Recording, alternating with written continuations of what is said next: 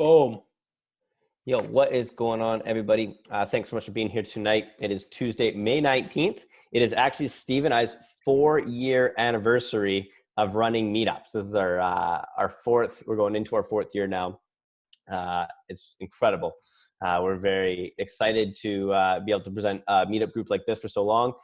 Sherry Kraus is on the call, and she is one of the people that originally helped us set this up. So huge shout out to her. Without her, we probably wouldn't have been able to grow and expand and build this to where we are. So thank you as always, Sherry, for helping us create and grow this and being a good staple for us. So I will start by sharing. One other thing I want to thank everybody for is over the last 2.5 years or whatever it's been, when we started giving back to kids sport. So for anybody who hasn't been to one of our in-person meetings before, we charge you to come.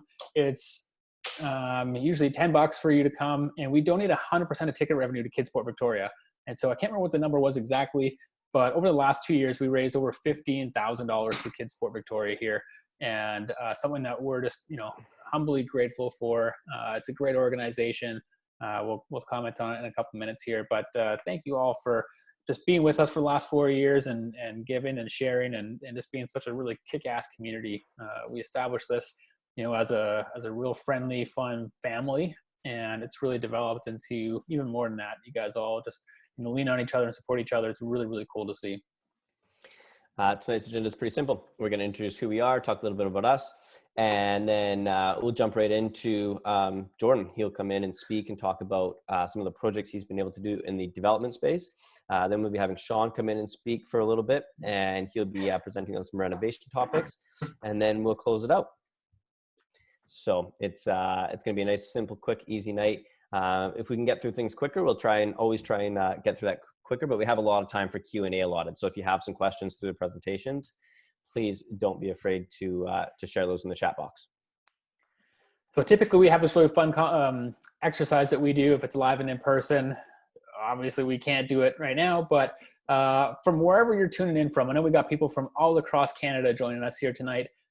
Say hey, drop a hi in the comments here. Tell us where you're from, where you're tuning in from. If this is your first meetup or if it's your 40th, we'd love to know. And let's just start a conversation in the chat and see where it goes. So who are the REINVESTORS? I'm Randy, that's Steve. Together we make the REINVESTORS. A lot of you have probably heard this spiel 100 times, so we'll keep it simple and short. About 4 years ago, we started investing in real estate through a company called Keyspire. We're very fortunate to be able to start a meetup group in town to start gaining some credibility and supporting other real estate investors. Since then, we've gone on to purchase everything from single family homes into multifamily units, into some small development, and then just recently just closed on 12 single family lots to develop and working on a bigger development as well, which is looking like it's going to be 30 plus units. So we've hit the gauntlet of all different investments. I think we've raised over $4 million in capital to date, and been able to help a lot of different people partner through our community and grow and expand. So one of the things that we love is that we've created an awesome community, and we have some incredible sponsors that have been able to provide for that community to make sure that their services are met and everyone is operating and trying to get ahead in real estate. So it's been a fun journey for us. We've really enjoyed it. And our mission statement is we are on a mission to financially educate 1 million people and inspire them to get invested in real estate so that they can start living a more fulfilled life. Financial education, we think, is one of the biggest, most important things around real estate investing. We think that's what's going to actually allow people to become investors and change their mindsets. Inspiring them to get invested in real estate is Steve and I actively investing. That's something we will never not do. We will always be buying real estate and we'll always be investing. And then to live a more fulfilled life, it's because we believe that in order to live that fulfilled life, you have to make enough income in order to do the things you want to do, but also to give back to the people you want to give back to. We think that's one of the things that makes people the happiest is giving back, which is why we always give back to Kids Sport Victoria. Kids Sport Victoria. When we first decided to become a for-purpose business, in my mind, there was only one option for us. It was always kids sport. Randy and I are both just like diehard sports fans. We grew up with sports, and going through the sports system, we just learned so much about how to be a strong leader, how to recover from a loss, how to work as a team, and just the list goes on and on and on. And so we really wanted to give back to a community that helps support the youth of Victoria, get involved in the same type of experiences that we had and grow and mature the way that we have as well. So it's a really fantastic organization. Typically through Eventbrite, we do the bookings, we donate that way. We're actually just about to launch a new system for us that will allow us to take donations again for kids sport super seamlessly. So stay tuned for that. What's after May for June's meetup. And if you want, give them a huge shout out. Our kind of like motto is go big to give big. So the bigger we get, the more we can give, and we hope to inspire you to go the same route. And we encourage you guys, if you are able to, I know it's this tough time, make a small donation to any organization that's around you or that you feel near and dear to. It's one of the best feelings in the world, and that's all we ask if you find some value out of this. There we go. We wouldn't be able to do this without our sponsors. Again, normally we do this in person, and so we have sponsors help us to cover the room, which allows us to donate. Now they're here just to purely support and bring value to our community. Most of these are from Victoria. We have Sitka Law Group, who's helping us out in Victoria, do all of our closings and all of our joint venture partners. Prime Real Estate team is Kyle Kerr. Very knowledgeable guy, been in the industry for a while, tons of experience, and a very great team with him. So he's helping a lot of people find investment properties in the Vancouver Island market right now.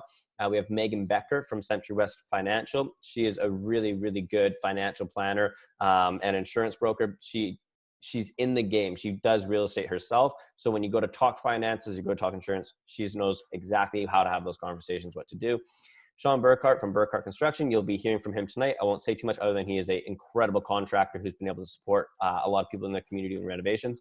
Most of you might have seen the Green Mortgage team. They're all across Canada. They're heavily involved in REIN, Keyspire, REIG, any real estate investment group. They're involved. Kyle Green, they're absolutely amazing services. Everyone in our community, couldn't speak highly enough about them.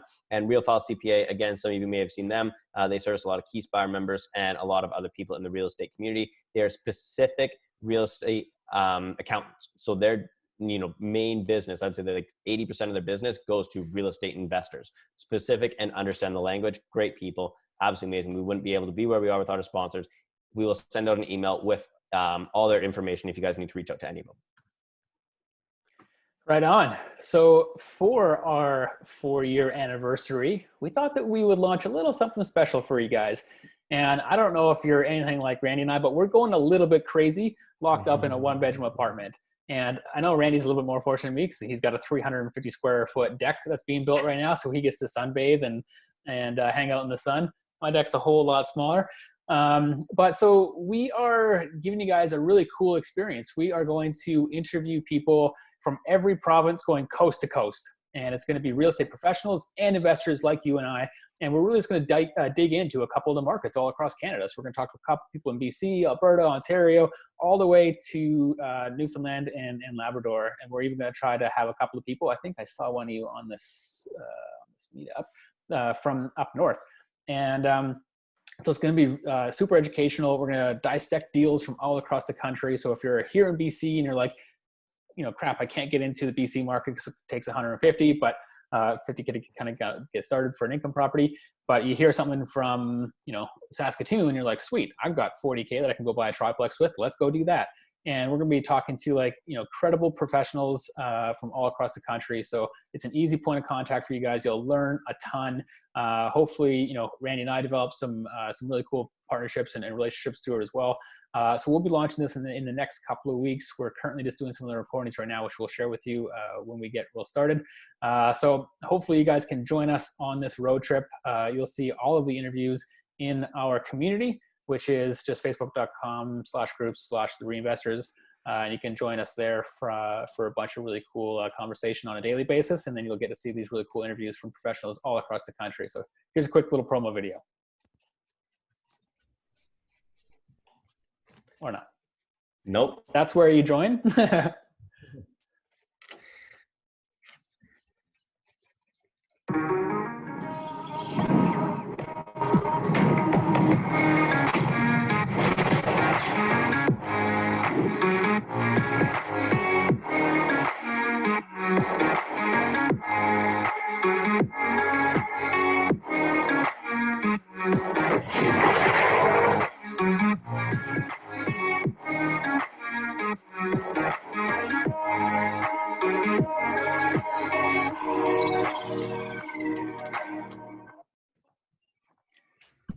So we had our buddies in Vancouver make us that over the last few weeks.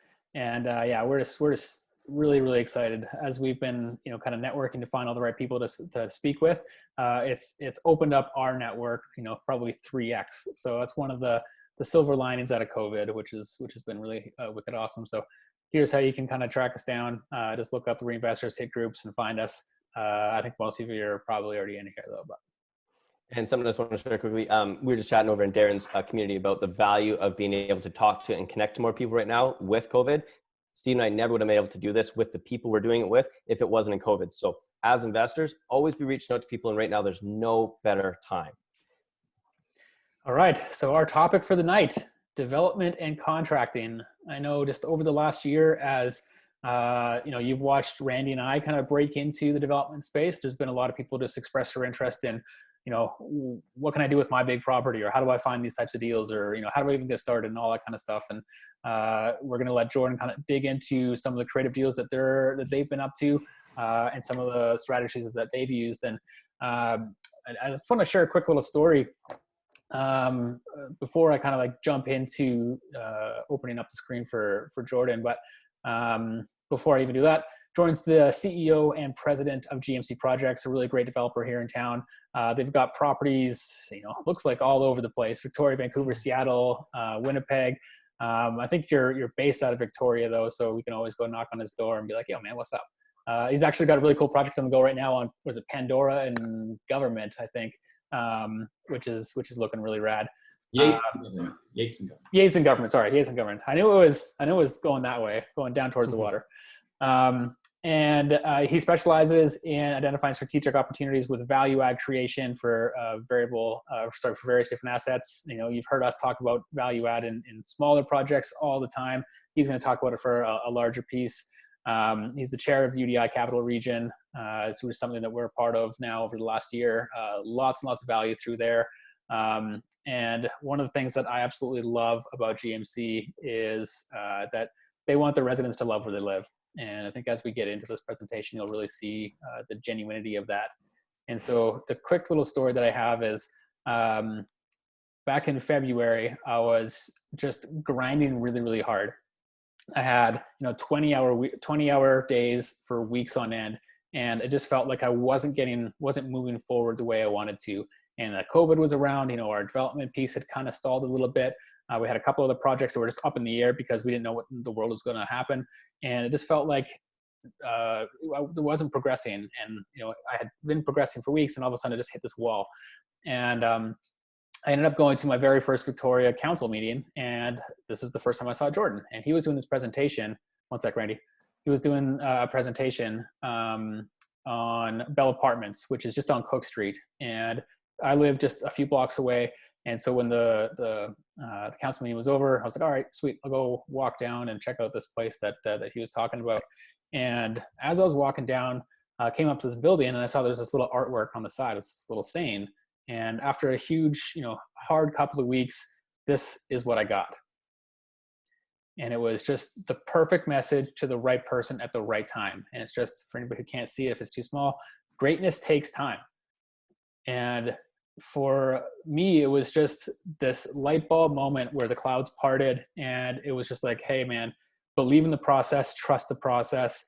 You're doing the right things. Just keep at it, keep digging, keep grinding. You got this. And in, I don't know, a week or two after that, I got connected with Jordan again. He gave me a little bit of advice. And after that, the momentum all just poured in at once.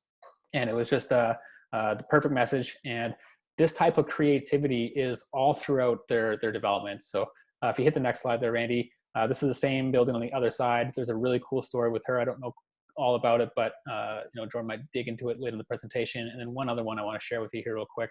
And so it's just this beautiful artwork that happens. And there's a little saying there, you can't quite see it, but I wrote it there in text. And it's just, it takes knowledge to understand others, but it takes a clear mind to know oneself. And it takes strength to surpass others, but it requires a strong will to surpass oneself. And it's just it's so true. We can get so stuck in our own way, and just having the ability to share this message and to inspire people just on a daily basis as you're walking by, I think is really life-changing. And so with that being said, I would like to welcome our first guest of the night, Jordan Milne. Well, thank you very much. That was a really nice introduction, Steve and Randy. So I appreciate you inviting me to be here this evening and to share a little bit about us, myself, and what we do. And yeah, I'll be happy to comment on those other sections. And if at any point you hear screaming children in the background, be aware I have 2 young children. So I'll kick us off with starting a PowerPoint presentation. So can everybody, yeah, I think everybody can see this. So first page. So I'll talk a little bit about our company. So we are a diverse rental housing developer and provider. We develop rental housing and other forms of commercial real estate, as well as manage it. We do not hire a third-party manager for any of our operations, with the exception of a self-storage facility we own in Washington State.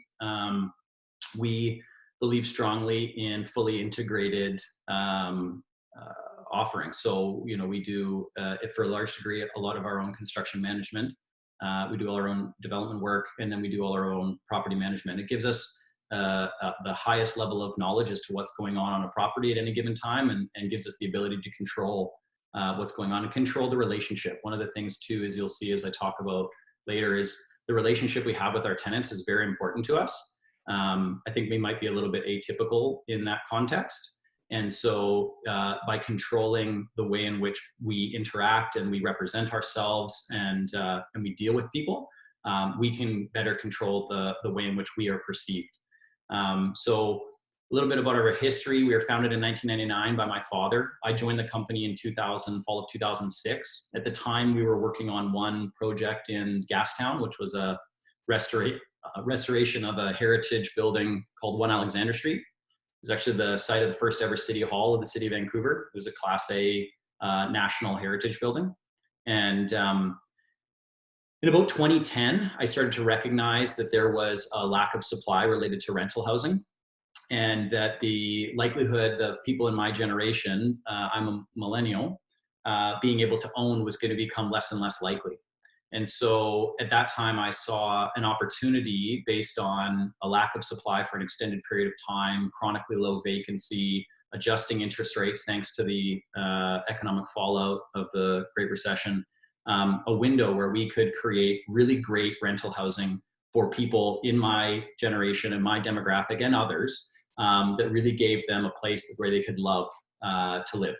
And so since that time, actually, you know, a little longer than that, we have created 289 rental apartment homes through the construction of existing or construction of new rental buildings, as well as the repositioning of hotels into rental and conversion of warehouse into rental. We've also restored 84 apartment homes that were damaged and vacated either due to fire or other life safety issues since 2012. And we're currently in the planning stage on over 650 thoughtfully designed rental apartment homes in Greater Victoria, Vancouver, and Seattle, with the majority of those actually being in Seattle, Greater Seattle and Victoria. We have one project with 75, 80 units in Vancouver. Let me get in here. So, there we go. So this is Bricks and Flats. This is a project we did in Vancouver. So we bought this. This is an old gas station site. It was contaminated. It was on the wrong side of the street for the recently approved area plan. We purchased this in 2012. It was zoned for a 0.7 FSR and 3 duplex units. We took the risk. We did the detailed site investigation, determined that there was no contamination on the city's property, which was a big deal because in the city of Vancouver, they require you, if you have a property that has contaminated the city street or a sidewalk, they require you to clean it up to residential standards, not industrial standards, which is much more expensive and a much higher threshold. It doesn't make any sense why residential standards would apply there, but we got lucky. We then spent the next 3 years going through a land area plan and rezoning process with the city of Vancouver, ultimately to get this building approved. It's over 5 FSR. And what it is it's 56 units of passive house designed multifamily above a main floor of commercial space and 1 level of underground parking. Hey, Jordan, can I stop you for 1 sec? Can you explain just what a SFR is for people that might not know? Floor space ratio. So like, for example, if you got your calculator out, you would take 52,267 feet and you would divide that by 9729, and that would give you the FSR, essentially how much space, how much floor space multiplied by the land area do you have. Thanks. This building also featured rooftop amenity space. This is a brand new building, so this is not a rehab. We built this from scratch with Gary Williamson Architects. We have a 4,000 square foot rooftop outdoor space with apple trees. You can see a picture there of people socializing. So between those planters, which are, this was done at recent completion, the photos, so they don't have the trees and everything else in there.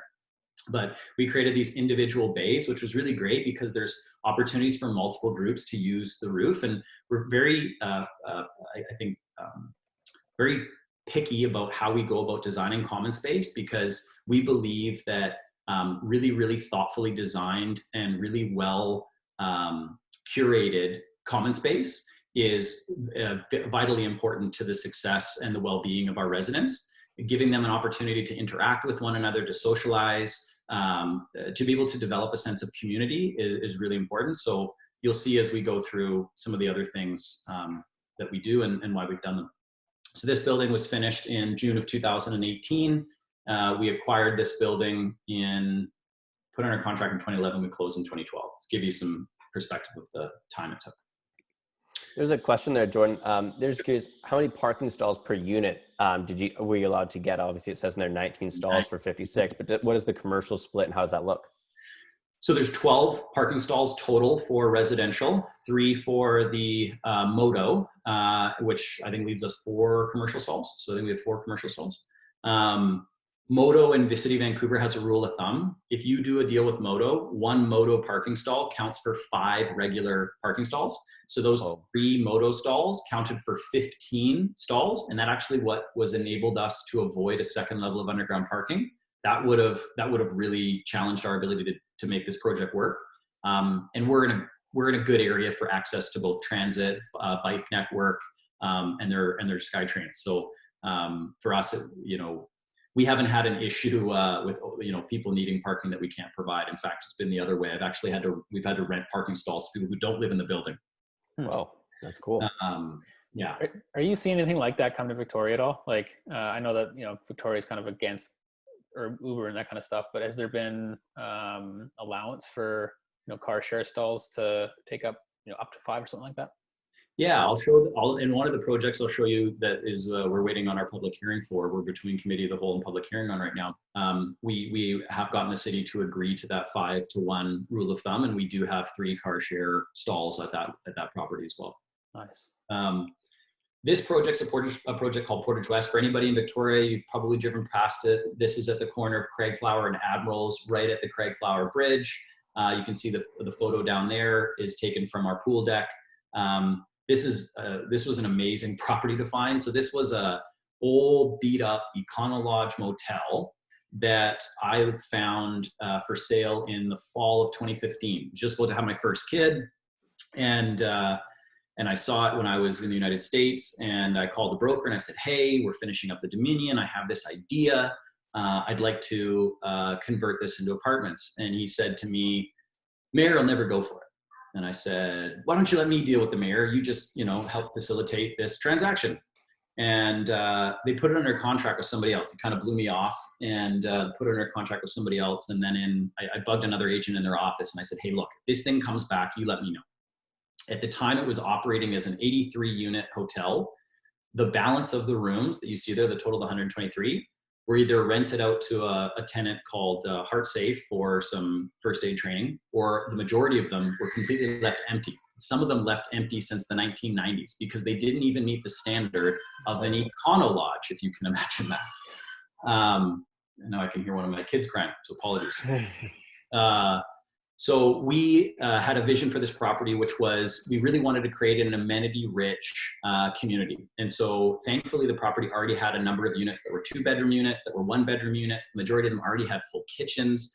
And so we converted the 123 units down to 97 in a collection of a studio, 1-bedroom, a 1-bedroom and den, 2-bedroom, and we have one of the waterfront cottages, my brother is lucky enough to live in, that is a 3-bedroom, 2-bathroom cottage. And we have an on-site gym, which is one of the things we created.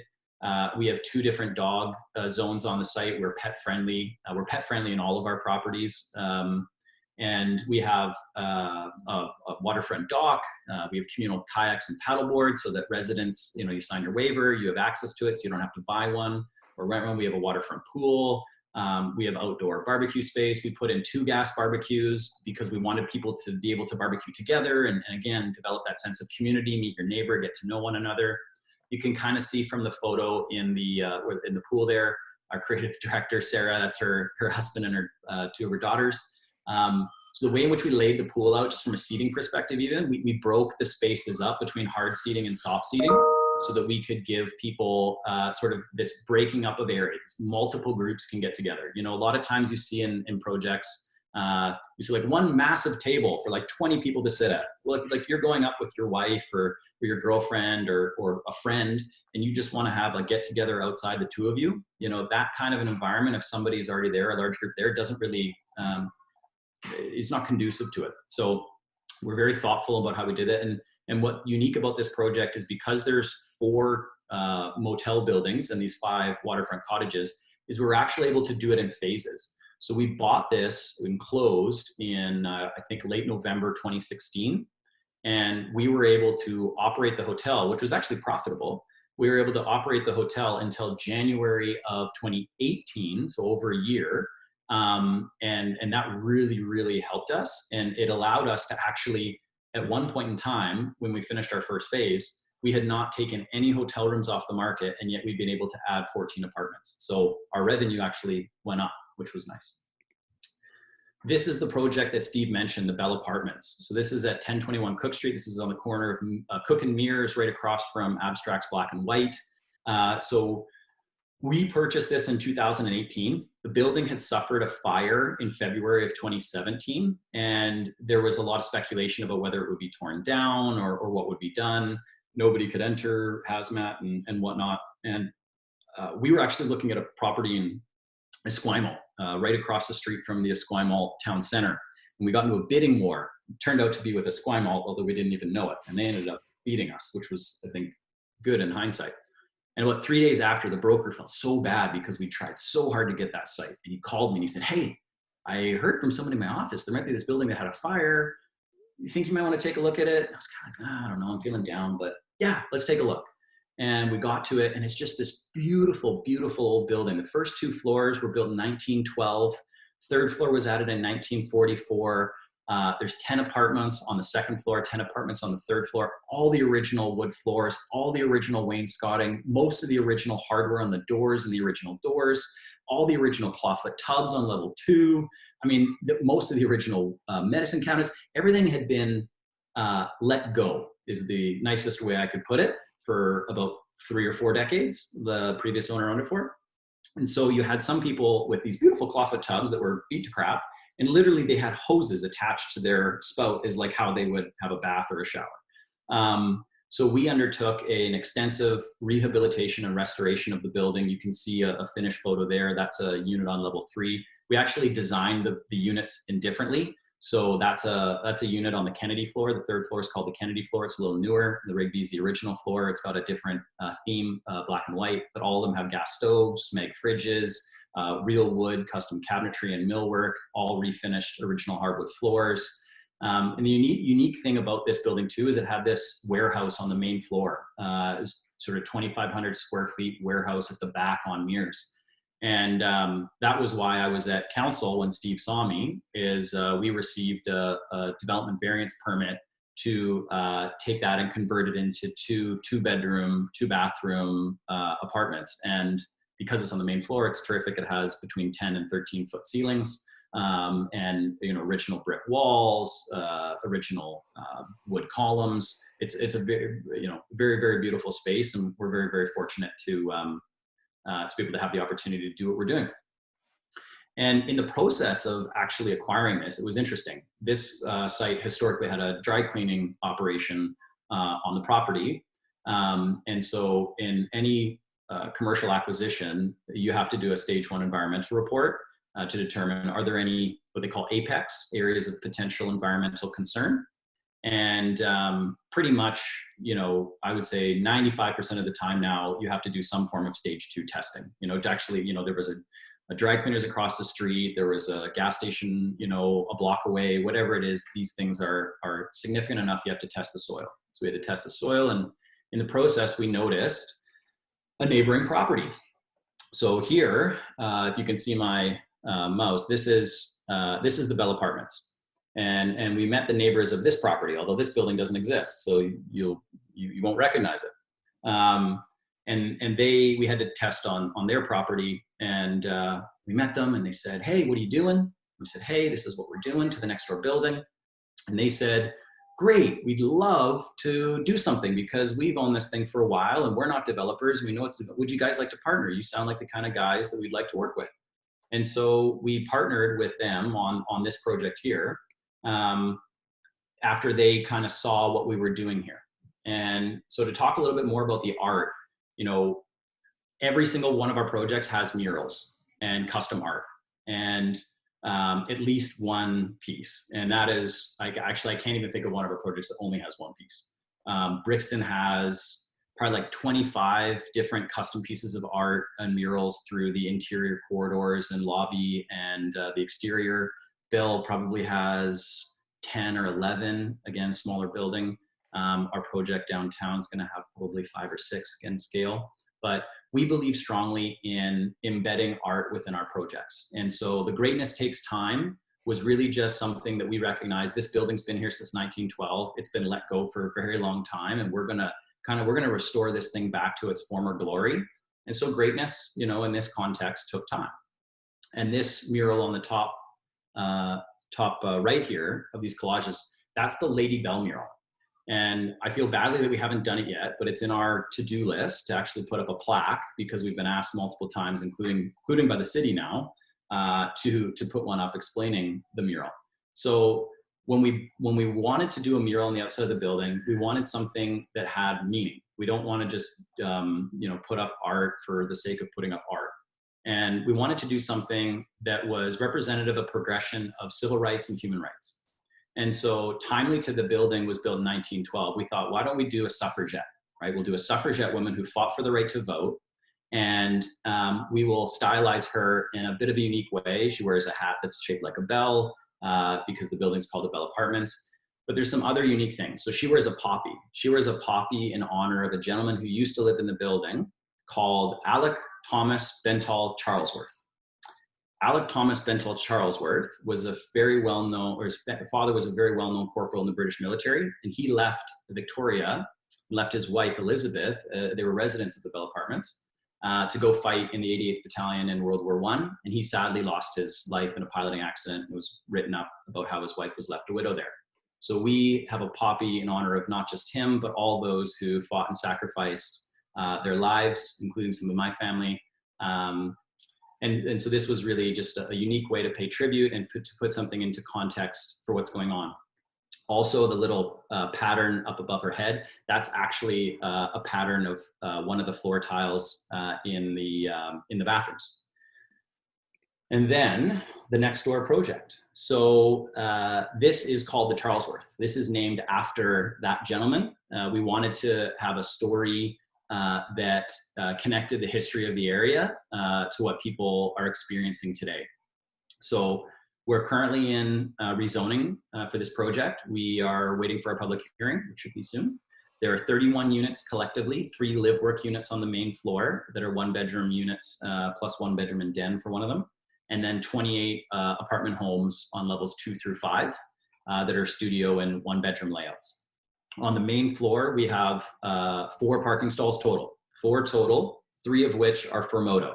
So we are proposing a very, very skinny parking ratio, if you could call it that. And the 4th stall will be set aside for move-ins, move-outs, trades that have to be on site, visitors, that kind of, it's more of like a loading zone parking stall. And what we've done is those 3 stalls are going to be Moto. Everybody in the building gets a free membership to Moto. In fact, the first residents get a $100 free use credit as well. And the intent is really to look at this as a site, because of its location, as, you know, we have a 100 bike score, we have a 92 walk score, we have, I think, like a 78 transit score. Like, we don't, the product we're creating for the demographic for this project, we don't believe is going to require a car based on location and lifestyle choice. And so that's how we're facilitating this. If you do need a car, there'll be a small car for day trips. There'll be a bigger vehicle if you got to go to Costco and buy a bunch of stuff, or Walmart or wherever. There'll be sort of like a mid-size if you're carrying friends and passengers. We did not do balconies on this, same as we dealt with Brixton. Brixton had a few. So we focused our primary outdoor space again on the roof. So you can see a sketch there of our roof space. So we've got a dining area segregated from the eat-in kitchen with a large planter that'll be nicely planted with trees, create some separation and some connectivity. An eat-in kitchen area with 2 gas barbecues, sort of a lounge area, and sort of a chaise area. Those are the sort of the areas that will get the most exposure. And then we sort of have this games area in between. So we've got about an 850 square foot outdoor rooftop common space for the residents. And this will actually be accessible by the residents of Bell Apartments as well. We want to create a broader community. And one of the really nice things about how we've been able to design this by getting rid of some of the parking stalls at grade is we have a massive bike room at grade. So you get to actually, if you're a daily biker, you get to bike onto the property, bike into a covered area, which means you can now take off your gear and everything in a protected zone if it's raining or if it's wet out. We then have a bike wash station right there for you to wash your bike off in this protected zone. And then you go into our bike room, which has a bike repair area, capacity for electrical bike charging. Even for people who have tandem bikes, we have space, like those massive double bikes, or people that have kids. You know, I don't expect we will necessarily have that, but if you did, or you were towing anything, we have the capacity for that as well. So we're excited to bring this project forward before council, and we really hope that they approve it. We're doing a mural, as you'll see right here. It's not fully designed, but we've sort of conceptually designed something with the same mural artist that did the exterior and interior murals at Bell, Lydia Boulagard, who's a local mural artist. And what we've done is we've done something that she calls celebration. And instead of having a mural in honor of Mr. Charles Worth that's kind of negative, he died, it's you know, not the best situation or thing to remind people of.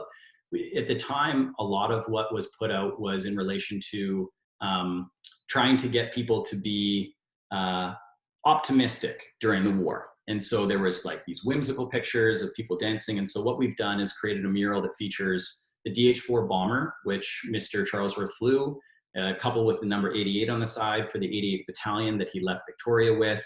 You know, there's people dancing on the wings of the plane.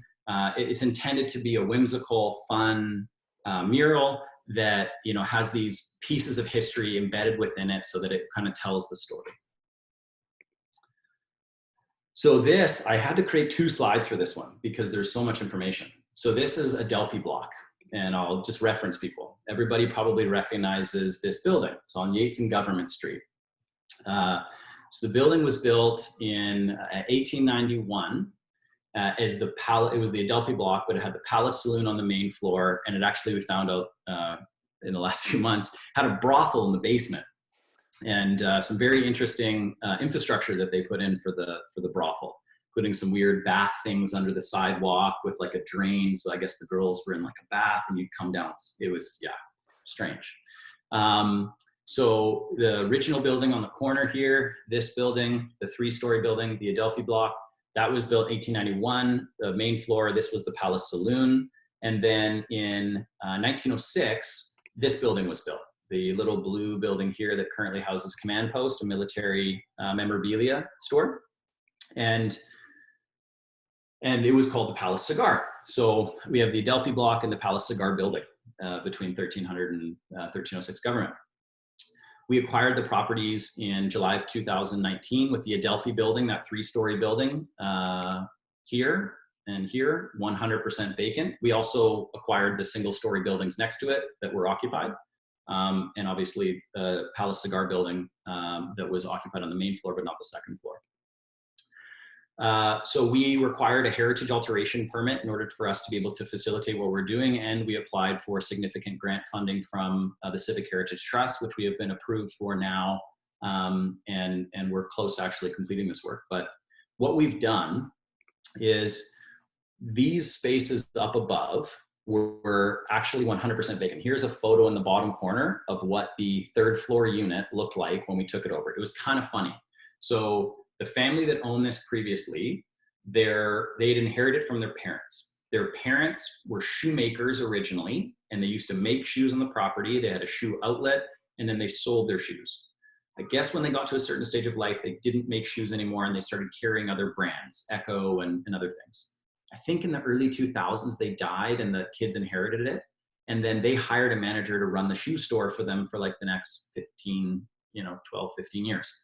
And ultimately they decided, like, look, this isn't what we should be doing. We should just sell it. So when we bought it, when we were touring it, we went upstairs, and level 2 was just filled with stuff, just like mannequins, shoemaking equipment, the old baby blue fridge from the 1960s, the stove, the hot water tank, it was just like worse than any hoarder's unit I've ever been in. So then you go up to the third floor, and there's only one unit on level 3. It was completely empty. And you walk in, and there was a stove from the 1960s, a fridge from the 1960s, a hot water tank from the 1960s. They had a 2-piece bathroom with a toilet and a sink.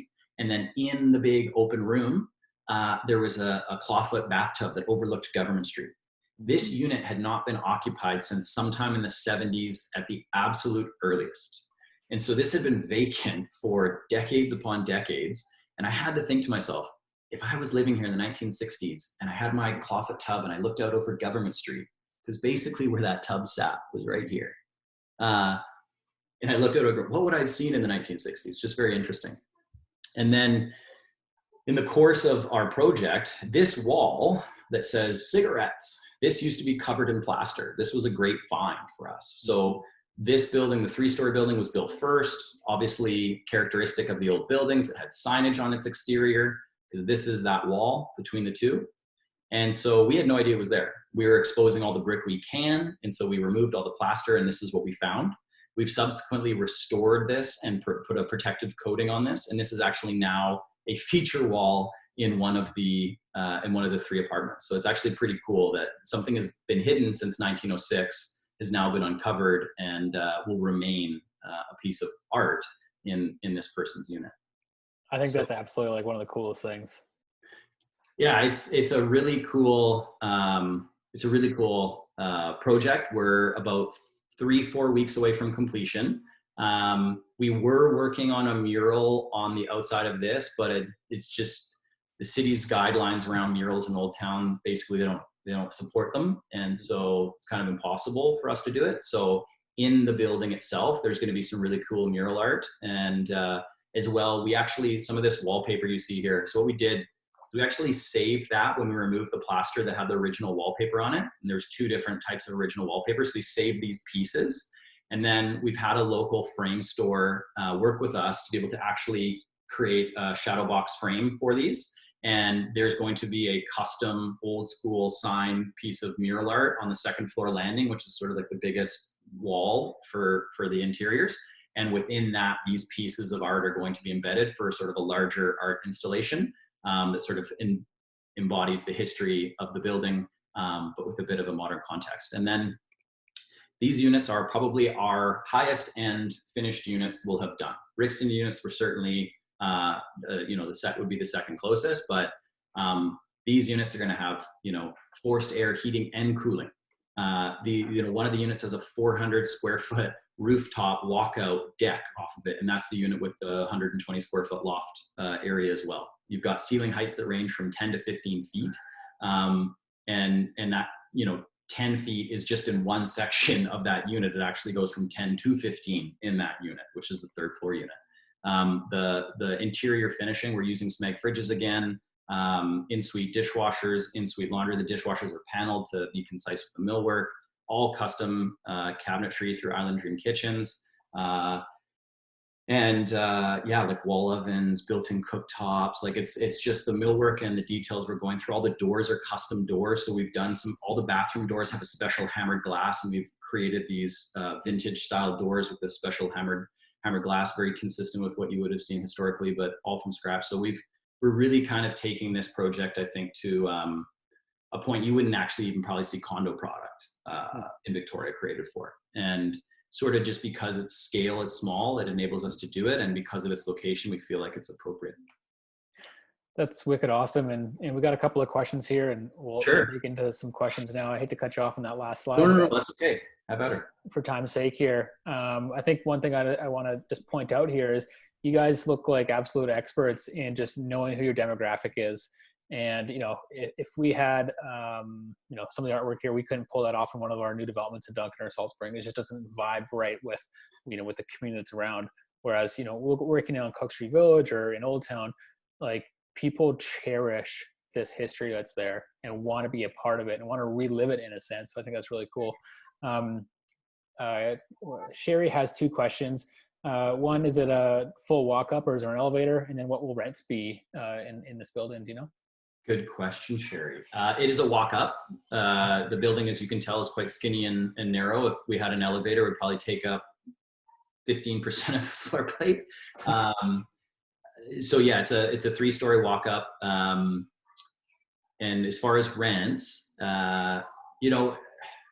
it's tough to say, so pre-COVID, we would have been going out probably, so we have two, basically all 3 units are studio style. One is a loft.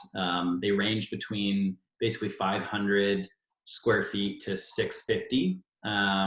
So they're not like, they're not huge, but they're also not incredibly small. And the one with the 400 square foot deck, we're probably going to go out at about 1,700 for the smallest unit, 1,900 for the middle unit, the 3rd floor unit, which has great massive expense ceilings, and 2,100 for the loft unit with the large rear deck. Like, we're not holding back on the deck. It's got its own electrical outlet, its own water outlet. We're doing string lighting through it. It's you could probably have a party with 40 people on that deck and you wouldn't feel it move. It is the most seismically sound thing I've ever stood on.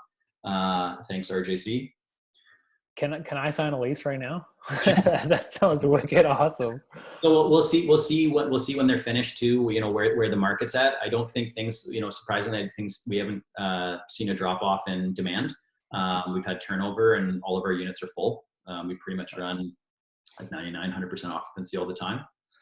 Nice. We've got about like 10 minutes or so for questions. So I want to open it up to people. So either jot your question down below and we'll open up your mic just to kind of get the momentum going. And if you guys did find value in this, like, give them some love, throw some comments there saying thanks. I see from Sherry and awesome presentation, questions, that kind of stuff.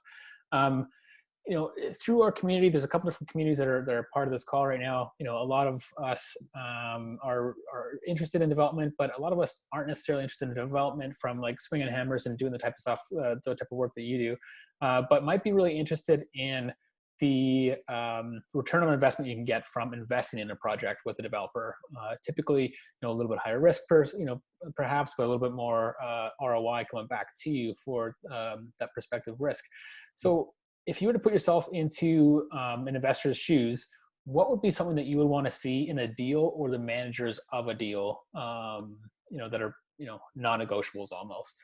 Yeah.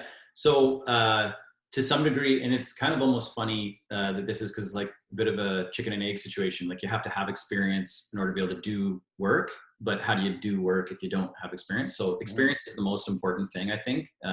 Having people that have experience, and it doesn't necessarily mean they have to have done that exact type of project or they have to have done that size of project or anything, but people who have an understanding of what it takes to get a project through, right? So I would be very leery of investing in somebody's first project, right? I mean, that would be a big concern. And the other thing is aligned interests. We have a number of partnership deals, just to give you some broader context of our company. We do some things on our own. We do some things with partners. We only have about 8 or 9 friends and family that partner with us on projects. And the most important thing is aligned interests. So there should never be a situation where the manager or the developer can win if you don't. There should only be a situation where they win when you win. I also think that, in my opinion, and maybe I'm skewed because I'm a developer, I think sort of minimum thresholds on returns, or like guaranteed, I'm going to guarantee that I get this number. It better be a low number, I think, in order for you to participate more in the profit. When you take a higher percentage of guaranteed, you're giving up something on the back end. And if you have confidence in those people, I would rather take a little bit more on the end of the day and have either no guaranteed minimum, but know that all the interests are aligned. So reading through those, whether it's a partnership agreement or a prospectus, whatever it is you're doing, I would just make sure that, you've reviewed it thoroughly to ensure that they're not going to be able to just, charge fees all the time, despite the fact that the property may not have done anything. Awesome. Starkey's got a really cool. I just want to touch on that for 1 second. This is such a valuable thing that so many people forget. They think, oh, you know what? This deal over here is getting, 15% return on investment. This one over here is getting 10%. I'm just going to go to the one with 15. But when you actually dive into the deal and you see like, hey, no, this one you actually get, 10%. But then as the project produces more, if it does this, you get way bigger benefits. Where on the other side, maybe it's a smaller waterfall. We call it, a lot of the waterfalls, how they split on the back end. The waterfalls might be different. So don't just look at a deal based on what they say the return on investment is or what the rate is that they're paying. Look at the full structure of it and what you're actually getting on the back end versus the front end and what the developers are doing. I think so many people forget about that. So thanks so much for bringing that up. And take a look at the risk factors too, right? Like some deals have a higher risk than other deals. If you've got a repositioning deal, or a deal where there's an existing use that you bought it at its existing value, you could sell it relatively at its existing value. So your risk out of that is very low. So as a developer in those situations, we have basically, in certain projects, we just I don't even provide a threshold. It's no, you're going to get 50%, your pro rata component of 50% of the profit. We're going to take 50% of the profit for doing all the work, and it is what it is. And, basically that's how we do things now, because we've had these people, partner with us for over 20 years. And, they basically know how we operate, and that's why they continue to partner with us, and we do what we do. It's just trust level, right? So once you develop a sense of trust too, if you did your first deal and you got 15% plus whatever, great, but maybe you're not going to get that forever. And maybe you shouldn't expect that forever, to be perfectly honest. You probably had a higher risk because you gave somebody an opportunity who may not have had as much. Once you get the experience component down and you can explain and understand the risk relative to end value, you shouldn't be looking at those kind of numbers. What's one tip real quick before we get into Rob's question here on, because of COVID right now, we're all, in our own individual spaces. How do you build trust remotely through something like this? For an initial deal, or if maybe it's your first or second or third deal and you're trying to you're trying to attract investment. How do you build that trust? It's a good question. So our company has two mottos. Living lightly in the golden rule. If anybody wanted to go, you can check out our website, www.gmcprojects.com. We operate by the golden rule, which is very simple. Respect thy neighbor, treat other people the way you want to be treated. So honesty is just the primary key, right? I think the most important thing is to be honest and to be transparent, to be willing to share. And then, I think people will recognize that, a lot of us have pretty good BS sniffers, right? We can kind of tell when people are, feeding us something that we just want to hear, or whether they're being genuine. And I think that's, to some degree, you have to rely upon the other person to have a good BS sniffer and for you to be honest, and hope that your honesty and their belief of that start to build that trust. Yeah, I like that. That spidey sense, right? If your gut's telling you to run away, then you probably should. Yeah. Or at least do more due diligence. There's two other questions here I want to get to real quick. I lost Rob's. Rob's saying, during the acquisition phase, what does your due diligence process typically look like for these older buildings, and how do you mitigate risk when you're at that stage? Yeah. So it used to look like all the lenders would require us to do building condition assessments. So, building condition assessment, you hire an engineering firm and they come and, what's the assessment of this, that, or other thing. We don't have to do that anymore because, we have a track record, and we only use a handful of lenders: Coast Capital, People's Trust, Canadian Western Bank. We only work with a couple, so they know us. And so there's a trust level. We know what we're doing, so they don't force us to do that. But we still investigate it, right? So we bring in all of our own subs to investigate exactly what we want to do. And we prep a pretty good idea of what we want to do. And they can tell us limitations related to existing infrastructure. on renovations, depending for like, especially for residential, power is a big thing people always forget about, right? Like, do you have to do a service upgrade? If you're at the mercy of Hydro, like, oh, if any of you have ever been, not like just to like get them to come fix something in your house, but for a project and you're at a deadline and like they've got to hook up power and you've got temp power and you need permanent connection, it's really stressful and painful. So if you can, like, the more you can avoid dealing with some of those people, the better. Here, we were really lucky. The single story buildings that we bought next to the Adelphi had a power upgrade service done in 2015. And by consolidating the lots, it cost us some money and whatnot, but like by consolidating the lots under one title, I can now pull that excess power and I don't have to do the service upgrade that I otherwise was going to have to do. So it's just being creative about that. Like, environmental is a big one. Survey, obviously a big one. What encroachments might exist? You know, are there any issues with regards to existing easements? So we, you know, obviously go through and review any of the existing easements or statutory rights of way or encumbrances on title. And then, yeah, I'm just trying to think of anything else. I mean, obviously we engage an architect and sort of go through that as well. And then financing, right away, we start having some early discussions just on the type of project and the appetite from those that we work with on the lending side. That's awesome. Hopefully Rob got something out of that.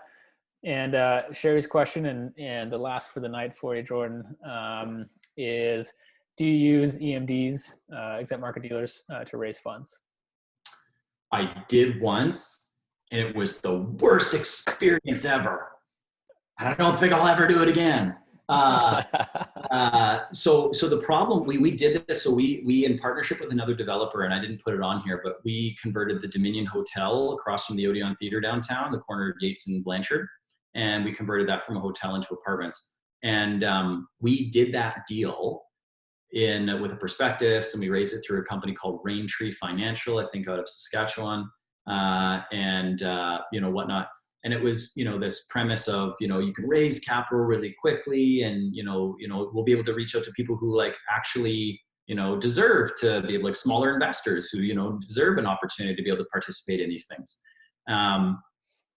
It was very expensive, very time consuming. And at the end of the day, it cost us so much money in legal fees, because what's considered a material change in a prospectus, like, oh my gosh, like the smallest details. Oh, we've decided for a different reason we're gonna use a different lender. Was you know, like everything. And then we had to send out notices. Like, it just, long and short, sorry to be long-winded in my answer. We have, but I won't, unless you can entice me somehow.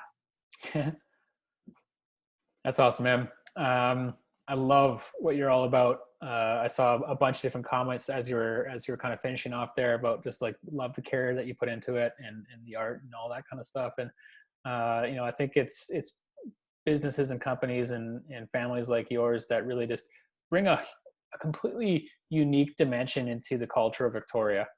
And just want to say thank you for doing what you're doing. I think it's really cool and really appreciate your time here. If somebody does own something like this in Victoria, can they get a hold of you and be like, hey, you want to do a JV on a building I got? Yeah, we're always happy to look at partnerships. We've done this, like the next slide I didn't even get to is we've partnered with a church in the city of Vancouver to redevelop about 3/4 of an acre land that they have, or not quite, a little over half an acre land that they have near the Oak Ridge Center in Vancouver. You can see Queen Elizabeth Park there. But yes, we do partnerships if anybody has any questions on the property. I'm also, I also, like, and I've said this to Steve, I'm a huge believer in sharing knowledge. So if anybody has any questions and they want to reach out and ask me anything, I'm happy to answer them. It may take me a few days, but I'm happy to answer any questions that anybody might have. Because I think the more of us that are educated, the better the overall marketplace will be. Couldn't agree more. You're a great fit. Amazing. And yeah, let's just give, you know, I don't know if you can unmute yourself and just give everybody, like, give Jordan a round of applause. And thank you so much for being here, dude. It's we all got, I definitely got something out of it. Well, I'm glad that everybody enjoyed it. Questions, thank you. There we go. So thank you, everybody. I'd be happy to do this again. Right on. Thanks a lot. And you're more than welcome to stay on and hang out for the next presentation and chime in. If you got to go, totally appreciate it. And yeah, best wishes to you and yours. Thank you. My 4-year-old's bedtime is right now, 7 o'clock. So you slotted me in at the right time. So I'm gonna head off and get him to bed. But hopefully there'll be another opportunity where I can participate in the entirety. You bet. Awesome. Thanks, Jordan. Thank you, everybody. Cool. So from one incredible developer to another incredible construction guy, let me just pull this up here. We have Mr. Sean Burkhart coming in now. We know it's getting late for a lot of you people out on the east, so if you had to jet out, we understand completely, but here on the west, we are still going to go strong for another half hour here. Sean Burkhart is somebody that came to us through some mutual friends and just fell in love with the guy. His charisma, the way he shows up, the way he presents himself is very professional, very unlike a lot of people in the industry. And he's the owner of BCM, Burkhart Construction Management. They provide general contracting for different types of projects. They've been known to do everything from commercial projects to custom renovations, additions and new development as well. Sean's professionalism is definitely something that stands out. The way he acts, the way he shows up, and the way he presents is something that, being a trades guy myself, it blew me away as soon as I started talking to Sean. We just aligned a lot, and then the visions that we had, the way that we work with trades, and the way everything works. So the way we're going to run tonight with Sean is we're going to do a lot of Q&A. We're going to do some question and answers for you guys. This is if you're doing a renovation and you have questions for Sean, put them down below. If you have questions about what you can do to improve the value of your home, put it down below. If you want to do some development. And first off, Sean, why don't you hop on here, unmute yourself, and just share a little bit about your company, what you do, and then we'll jump into some questions. Very good. Everybody can hear me okay? Totally. Wonderful. Well, thanks very much to you, Randy and Steve, for having me on. Pleasure to see everybody and great to be reconnecting with the TRI community. It's too bad that Jordan has to jump off because, wow, what can I say that he hasn't already? And some of the feedback, reading the chat responses, amazing. His attention and appreciation for history and detail blows me away. I mean, for somebody that has spent a lot of time in the renovation side of our industry, I really truly am blown away by hearing his presentation and the types of projects they take on. It's definitely a good fit. I can see why you and your community are gravitating towards Jordan and his team. And I can say likewise after hearing all of that. That's definitely what they do is within my wheelhouse. So segue to that is BCM, Burkhart Construction Management. We are going through a little bit of a branding change. So I realize now that I have to get you guys some updates for future presentations, and website details. Steve, I know. But what we do, well, we are professional renovators. I guess that's the easiest way to start it off. We focus a lot of time and attention on commercial projects. I myself personally prefer commercial projects such as restaurants, restaurant conversions, tenant spaces updates. I do a lot of work for base building work for malls like Hillside Center, Tilica Mall, things like that, putting in tenant improvement spaces and doing base building work for landlords alike. So, and then we also have a fairly substantial residential side. I would have thought, had it been just within my power and decision-making process to move forward in the future, that we would have mainly just been commercial projects and been working more in that realm. But truth is that even today we have probably 60% of our workload is within residential, and that renovation is anywhere from, back in January we completed about a $25,000 fairly high-end bathroom renovation for a downtown condo, to right next door doing a $400,000 condo renovation, complete gut, everything you can throw at this place we did. Full standalone houses, additions, some new builds, not a lot, but working more into that end of residential work as well. So that gives, I'm hoping, a very brief cross-section of what it is that we do and what I look at taking on, and yeah. No, that's perfect, Sean. Thanks for clearing that up. I have one question to start with, which I'm sure everybody on here has a question with. With COVID-19 coming into play, what does it look like for contractors right now? A, how long does it take to get people into the houses? B, what kind of precautions are everyone having to take? And, what are some of the boundaries that you guys are setting, or how are you working effectively to quote jobs and do jobs and things like that right now? Yeah, that makes sense. Well, I think that, anybody that's ever done any sort of construction or labor work obviously understands the importance of personal protection equipment. I think, simply put, we've just had to ramp that up a little bit more.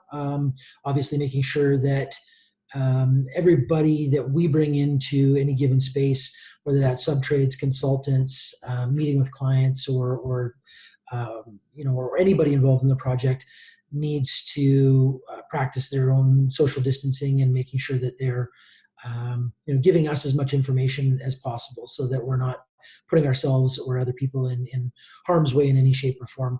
That being said, we also had to spend a fair bit of time realigning our projects, so to make sure that we do actually have trades that are physically capable of showing up. They can keep their space clean, they can work in a clean environment, they don't have to worry about bumping into each other. So one easy fit is wash stations are more prevalent on a job site. You shut down a residential condominium, for example, and pull all the toilets, all the sinks, and the whole space is gutted and wide open. We've had to course correct and make sure that we have on-site hand sanitizing stations, a lot more signage, notices. Anytime that we're going in and out of a building, we're having to make sure that we post a lot more. How to get a hold of us is a big one, right? So if there is anything that, if we're walking in and out of a 10th floor condominium and somebody needs to express a concern, they need to be able to get a hold of us right away. And then trades. I mean, I think the biggest thing that we've had to do to adjust is we can't, what's a good example? Pouring a concrete slab, right? If you've ever seen concrete finishers when they're pouring and placing, there's usually a crew of anywhere from 4 to 6 people. They're virtually shoulder to shoulder. And then also conversely, when you're looking at finishing off a renovation, so finishing stages, there's usually people tripping over each other. The electricians are hanging lights while the floor guy is putting in baseboard. Painters are tripping over each other. We've had to change our methods. We can't do that anymore. We have to give more distancing. We have to keep us a cleaner, safer environment. And the only net effect that I'm working and tracking with all of that is what that does to the overall schedule. It adds a little bit more time. It's a little bit more challenging to schedule on our end as a general contractor, but so far so good. We've been able to, one, work with clients that are patient and appreciative of quality and safety, and two, making sure that we have those protocols and that we're keeping everybody diligent. Amazing. Those are some of the things that we've been doing. No, that's incredible. And just to piggyback on that, Sherry's curious, what's the availability for a contractor right now? What's, if you want to do work, what is the availability to get some in and actually do the work? And for those of you that aren't from Victoria, we've had a huge issue with this in Victoria, where it can take a long time to get a contractor in to do some of the renos. So what is the availability right now? About the same that it was, if not even a little bit worse than before COVID. Honestly, for ourselves included, I think that we should consider ourselves very fortunate, considering things that are going on all across the world, across our country, and to a lot of people and a lot of industries. Honestly, straight up, we're not seeing a lot of slowdown right now. We've had to change how we address things, as I talked about, but we're still busy. And so getting a contractor into your space, starting a new project, has actually been remarkably challenging. Drywallers, boarders, tapers, for me personally, in our company and some of our projects, has continued to be a bit of a stress because there's been a shift. And the shift on the renovation side is that more people, instead of perhaps spending money with new builds, and I'll maybe talking a little outside of my own wheelhouse, but I've just been seeing more contractors that I know and people that I've been working with in our subtrades being pulled to, we're going to renovate we're going to renovate a deck or a fence project that pops up out of the blue, more interior renovations. So people are busy, and I don't know if I'm answering the question effectively, but it's been actually quite difficult to get trades lined up and contractors. So, I guess it goes back to the adage of the community that we have here, keeping people that you know and trust close, and keeping in close contact with them so that you can rely on them. Mm-hmm. Yeah, it's super important. I got a quick question here, and I saw a couple more just pop into the chat here, but our community pretty well. I think that, I don't know, half of us, let's say, have never done any kind of major renovation or renovation at all, for that matter. Whether it just be like hopping from house to house, or you just got into your new one, or you're just looking at buying your initial one and you need to do a lot of lipstick or bigger renovation to it. If I'm not a handy guy and I need to outsource it to somebody like you, how do I make sure, what are some things I can do to make sure that I'm not getting dicked around with price or timing? Yeah, great question.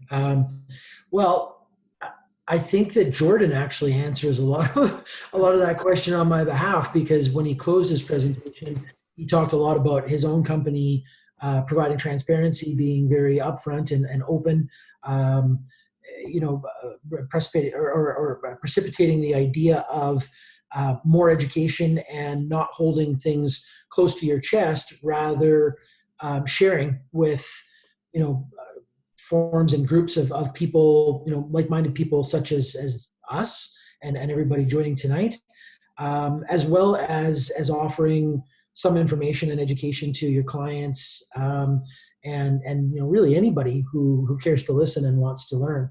So I think that what I would suggest is, ask lots of questions. First of all, I think that wherever possible, and this goes for a lot of things, not just the industry and what it is that I do, but you even commented back to it as well, Steve. You got to go with your gut. Bottom line is, if you're interviewing somebody, whether it's through a Zoom chat like this, because one of the things as well that we've been doing is social distancing. We're doing site meetings via Zoom, and over the phone, FaceTime, things like that, as one method to keep things moving in a safe environment. I think that during some of that, if some of the questions that you're asking aren't being answered and you're getting a gut sense that somebody's withholding too much, and it doesn't necessarily have to be about pinpointing and saying, what exactly is that wall going to cost to frame and to paint? Sometimes that's not the easiest answer to come up with on the fly.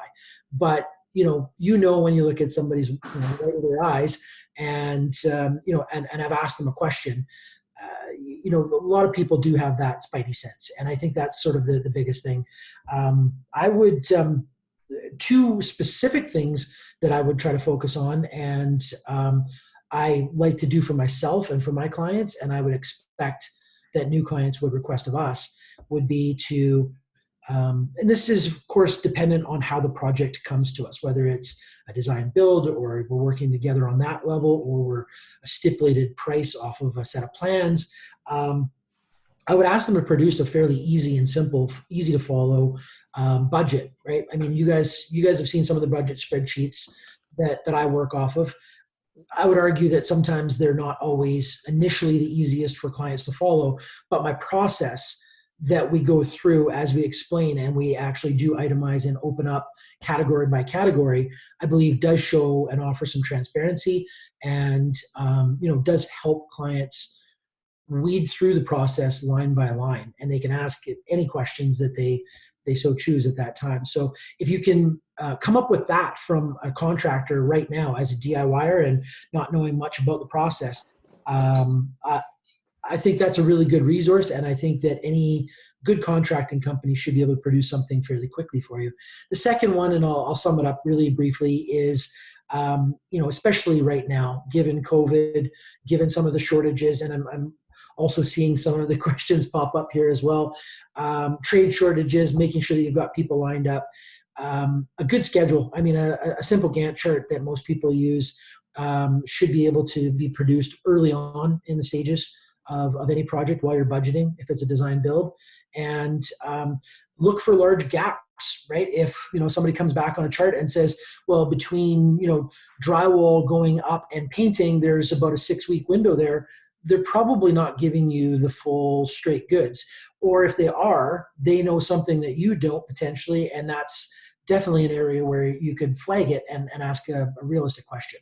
Why such a long gap in between trade stages? So I think a few of those resources are easily and readily available from somebody like me and my company to offer early on in the process, and definitely shows a method of providing trust and transparency. I can even just add a little bit into that. One of the biggest things that we found for myself, being a contractor, and Steve and I vetting a lot of stuff now, is just talking in the industry. So asking around, asking, you know, if you're going to hire just an electrician, ask someone like myself or Sean or someone, say, hey, have you heard of this guy before? Do you know their reputation? Asking other people in the industry who they've used. Getting referrals and recommendations goes a long way. Somebody that's worked with them and can refer them is super, super great. And especially right now is just so important, because there is a lot of one-off companies that have started in their own companies that have come from somewhere bigger, and they don't have the reputation, they don't have the experience to manage a company.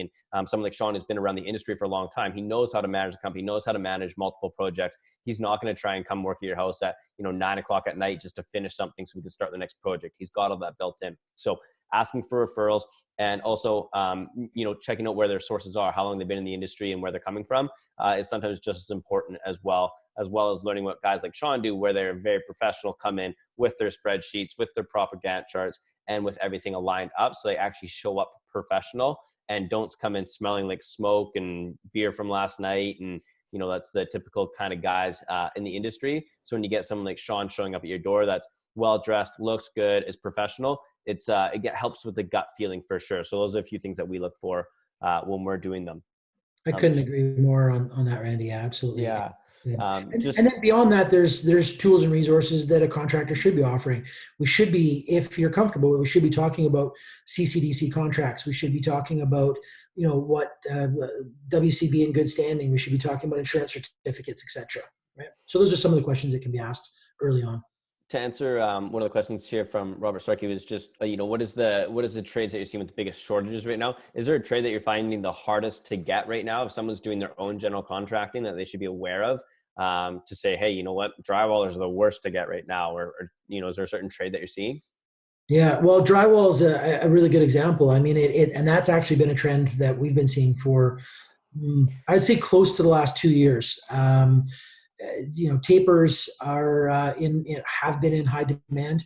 They did have a little bit of control when things really started to heat up and get busy in the marketplace here locally in Victoria anyways, and they were driving the costs up a little bit, right? So some guys were charging 40 cents a square foot to put board on the wall. You saw those prices go up to 50, 60 cents, almost overnight. And you know what? You don't like that, whether you're a contractor or homeowner. The boardmen in some cases were telling you to, quote unquote, pound sand, right? It is what it is. And that might not seem like a lot when you say, a 10 or 20% or 10 or 20 cent jump per square foot. But, we're working on a project right now that's got 35,000 square feet of board on ceilings and walls. It's a lot.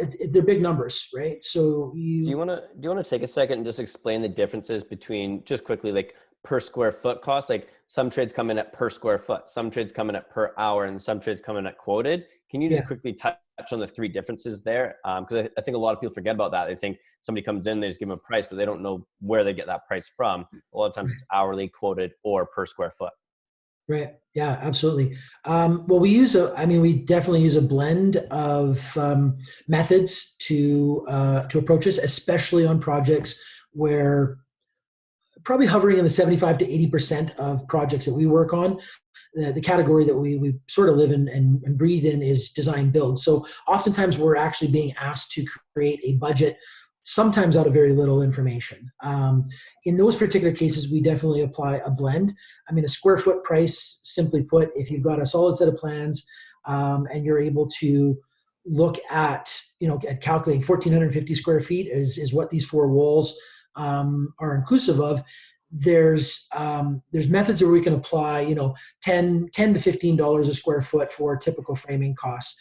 And depending on where those per square foot, like $15 a square foot, depending on the trade, that could include just labor and then materials are on top of that, or sometimes those numbers are fully inclusive, right? So you can start to actually build a little bit of a chart or a list fairly easily yourself as you go down the list, from foundation to framing to rough-ins to drywall phases, etc., where you're simply adding in $10 a square foot for this trade, $15 a square foot for that trade, $25 if you're an electrician, Randy, you know what I'm talking about. That was an ill-fated attempt at a for electricians. But no, I mean, that's kind of the typical, I guess, is the easy way to take a set of plans and a set of specifications. There's nothing really unusual about what you're looking at. Well, at least I got a half-assed laugh out of Steve on that. I thought it was hilarious. I busted a gut over here. I'm just so used to it. I don't really fit myself as much of a comedian. Sorry, Rain. No, but the truth is, if you look at a set of plans, you should be able to fairly easily come up with per square foot charge overall. And, new build houses, well, that's going to land, in your 180 to 250 to 300. If it's custom build, it's going to go way beyond that. Included in that are things like millwork. So millwork, we oftentimes do takeoffs, same as countertops. We do a combination of per square foot charges for those areas. We calculate lineal foot charges. I very rarely, to answer your question a little bit more effectively, Randy, I very rarely apply just a straight hourly wage. What we oftentimes do is we compare the square footage, if we've got those details, as I mentioned, against projects of similar size, scope, and fit, right? Fit and finish. And we compare how we worked on a project very similarly that we closed 6 months ago or a year prior. And then we don't necessarily blend the pricing, but that kind of helps give me an accurate comparison. The third part of that was, sorry, would you remind me what the last part was? The difference between quoting per hour and cost per square foot. I think you covered it all pretty good. Yeah, well, the stipulated bids are very easy to answer in one sentence. Short answer is planning. You have to have good upfront plans, a lot of specifications, and a lot of your design and detail done and dusted before we can quote. And once we've got that, we can give you a very, very accurate cost, sometimes with contingency, sometimes without. One of the things I want to change directions here a little bit. Guys like Steve and I, people are seeing us going out and partnering with people that are doing some builds or doing some things and doing some renovation stuff like that on projects. And we talk a lot about getting into partnerships. Going out and, Steve and I went and found a big developer and said, hey, we want to partner with you. We can bring this skill sets. You bring those skill sets. Let's go do something together. Someone like yourself has all these skills for building and all this kind of stuff, but maybe not the time to go look for the project or the zoning, or maybe do what Jordan's been doing on going out and negotiating deals and stuff. What's someone like yourself looking for in a partnership? And if maybe not yourself, in the industry, if someone like Steve and I were to go look for projects, what's someone like yourself in the industry looking for in a partnership? Does that make sense for a question? Yeah, absolutely. I guess, short answer is that I'm, in comparison to some folks on here, yourselves included, Sherry, Jordan, I'm a little bit new to that environment, but definitely open to joint venture opportunities. What does it mean for me? I mean, basically I need to, much the same as my answer to a prior question about how do you select a good contractor or a good tradesperson, a good handyman for that example. And a lot of that for me has always been about going with your gut. I mean, Randy, you and I, that's the reason why, you and I connected the way that we did, because we just had that sense and we could read that off of each other. I think that's what I look for. It's not scientific. I want to make sure that I'm partnering and working with people that are of like mind. In some cases, people that might be able to, hold my hand a little bit and actually help me and also be a little patient with me. I don't know that, again, it's not a scientific question for me in terms of what I'm looking for. And I have struggled with the idea of looking for, too much. Like, I don't want to be, we'll look at that one and it's an anything and everything type of endeavor. Because anytime that I have done that in the past, then I take my eye off the prize on the BCM side and on my day-to-day stuff, and everything suffers, my own mental health included. So that being said, I'm looking to partner with people that, a lot like I talked about in terms of asking questions, being transparent, open, patient, and unique opportunities. Again, I go back to Jordan's presentation. Man, from a contractor's point of view, and like my millworker, my finishing carpenters, and a couple different ones that we have, projects that they've been working on, the opportunity to work and joint venture on something like that, just as one example, that's definitely in my wheelhouse, mostly because the drive and the passion for what it is that they're doing and creating is there. And if we can find a unique fit like that, then I'm all in. I'm a very passionate, driven, involved person, and I'll I'll make it work. I'm not going to speak for you here at all, Sean. But just to everybody watching here, I'm just thinking about how valuable partnerships have been for us, and what are some areas that might be, really blended with how COVID's going, with your expertise, with, what some of the people on the call might be looking for. Two things really come to mind. One, your kind of focal point has been commercial, like renovation and stuff. Like the Lockhouse Pub you did was brilliant. The one down here in Cook Street is great. And I know that a lot of businesses in Victoria are really struggling right now, or will be shutting down. Like, I don't know what the stat's going to be, 40%, 60%, less, more, I don't know. But that might be a really good opportunity for somebody who has this, like, willingness or desire to go start a new business. Maybe you could do a JV with Sean and be like, hey, I'm going to buy this business for, 50 cents on the dollar, because the current business owner wants just to get out as quickly as possible. I'll JV with Sean. He can come in, do all the renos, pay him a fair price, but also get, I don't know, some sort of discount or something along the lines, or maybe some priority work or something, and still get some sort of like equity stake in the business, or from that, or some sort of advertising piece. I don't know, just thinking out loud. The other piece would be just like derelict properties around Victoria. You walk 3 blocks that way, 2 blocks up, I can spot 5 just like within 2 blocks. Right. And something there would just be like, buy the property for dirt cheap because nobody wants it. It's been sitting on the market for 3 years. Great. Bring in somebody who's got a skilled hand like Sean, and you guys can do a JV. You partner on it. You do all the work. You being Sean, like the partner can buy the property, and you guys can manage it together or work out those aspects. But there's lots of different areas that you can find, partnerships. Has been super valuable for us. And, it sounds like you're open to at least having those conversations. So I would, from my bench, I would invite everybody on this call to, reach out to Sean if you're interested in doing some sort of JV along those lines.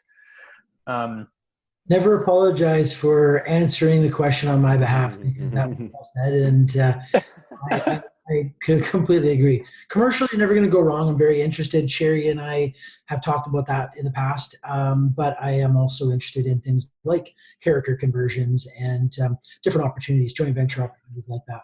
So thank you, Steve. Yeah, man, of course. We've talked about doing it too. Like there's a beautiful spot that just down here on Park Road, right by Beacon Hill Park, that it's 8 units built by Abstract. It's one of my favorite buildings in Victoria. And you and I have talked about that as well. And I always keep my eye out for, 8,500 square foot lot. That's something similar.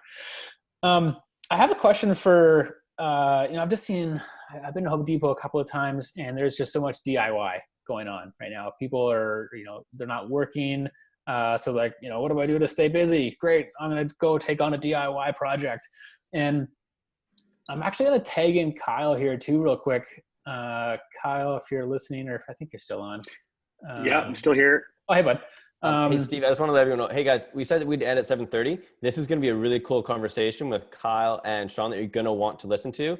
So if you can hang on for the next 5 minutes, and then we'll close it out for you guys. But if you guys just want to stay on for 5 extra minutes, I know we said 7:30, but trust me, this is going to be really good what we got going here. Yeah, thanks, man. I appreciate that. And appreciate everybody for sticking on for another 2 more minutes. And so just along the lines of DIY, kind of 2-part question to both of you. Sean, what's a super easy, like remove all of your skill, and what is something super easy that is DIY doable? I don't know what that word is, but that somebody like me can just DIY. And part 2 of that question, which might be answered first, is Kyle, what is something that's super easy that people can do to their property to increase the home value? Say they might be looking at listing, when COVID ends, and they just want to like get an extra 50 grand out of the property or something like that, or just something to tinker with that will boost the value.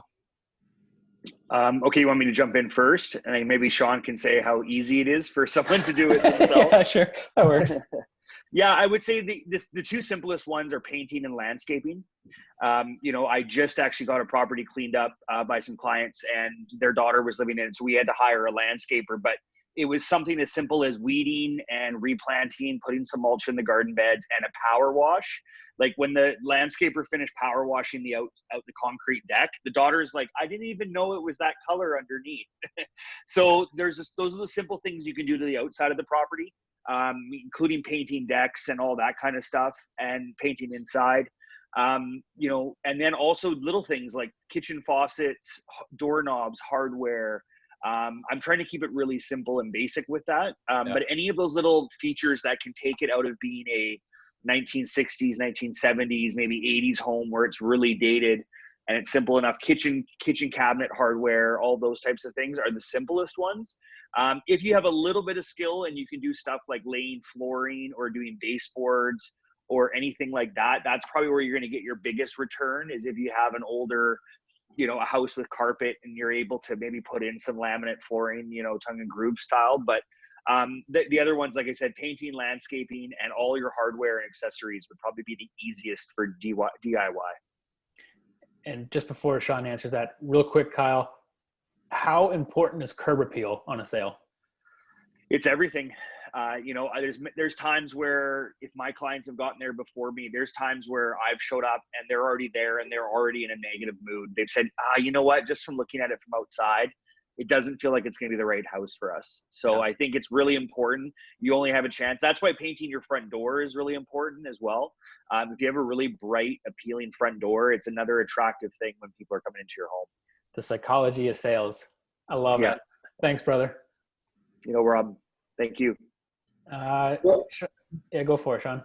Yeah, well said, Kyle. That's everything that I would put initially on a list to answer that question. Painting remains to be number one.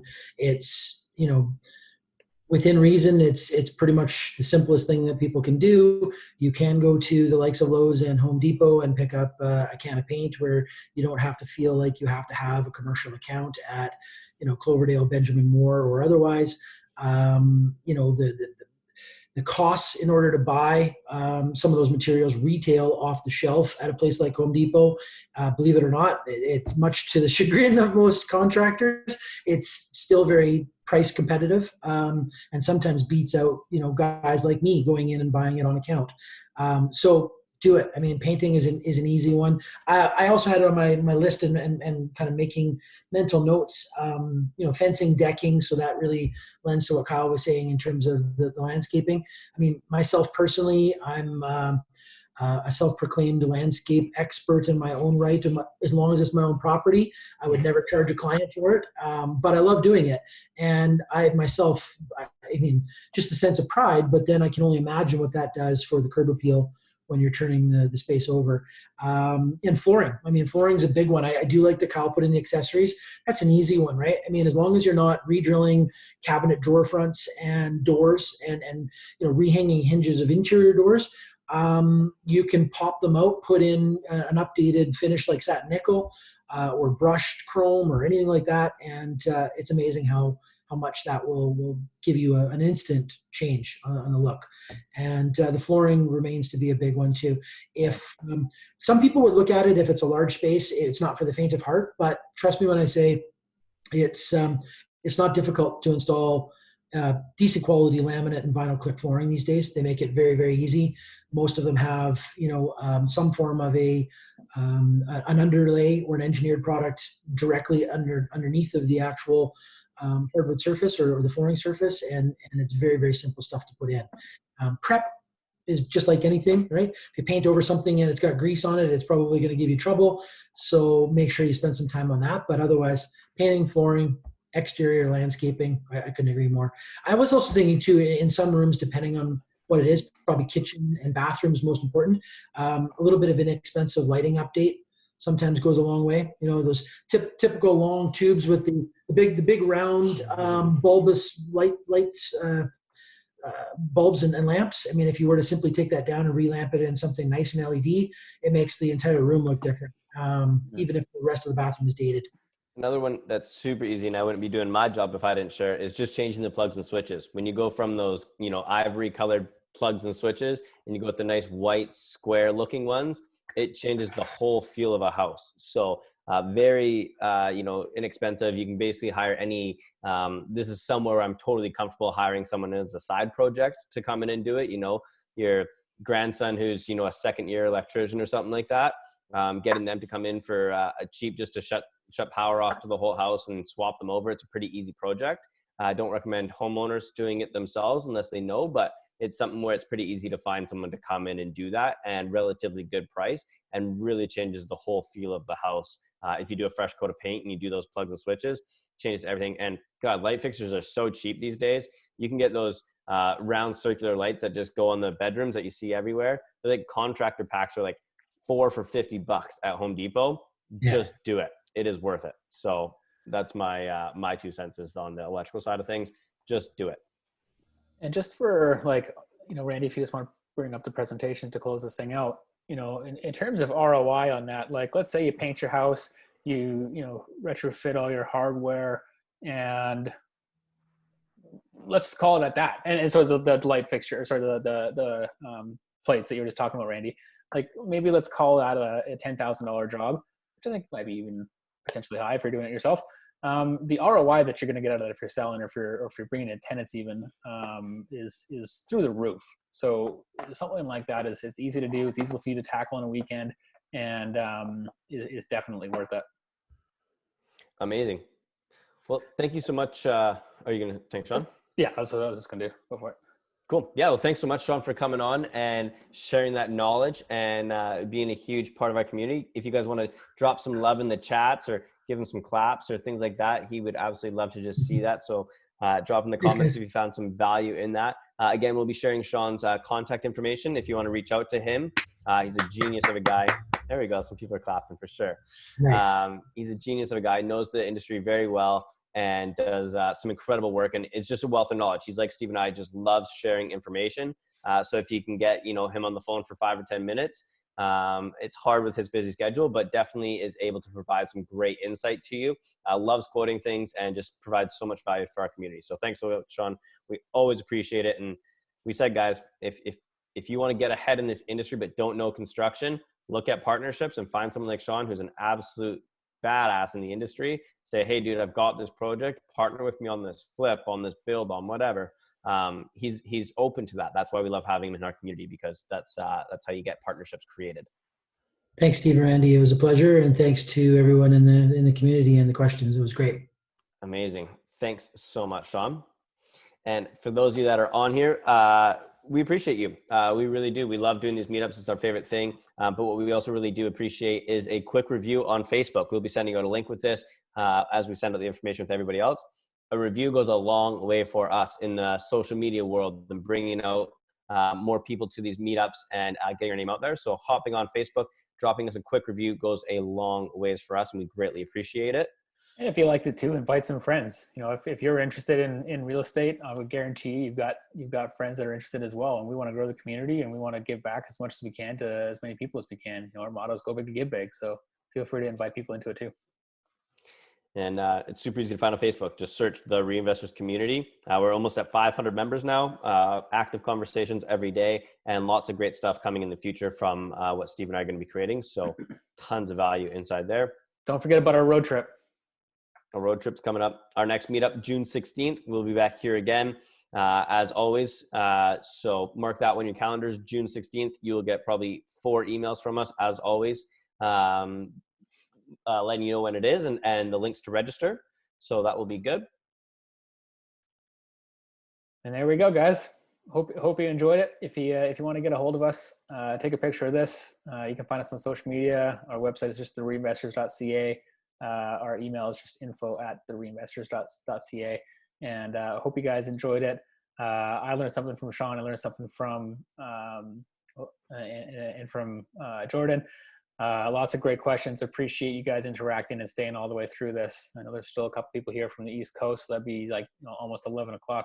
So I appreciate you all, and we'll see you real soon in our community. And hope you guys all keep well. And I'm glad that some of the COVID stuff is starting to lighten up. Hopefully we can all enjoy a beer in the park during the summer and get connected. So keep active out there, keep investing, and let us know on anything you need from us. We'll happily help. Thanks, everyone. Bye, everybody.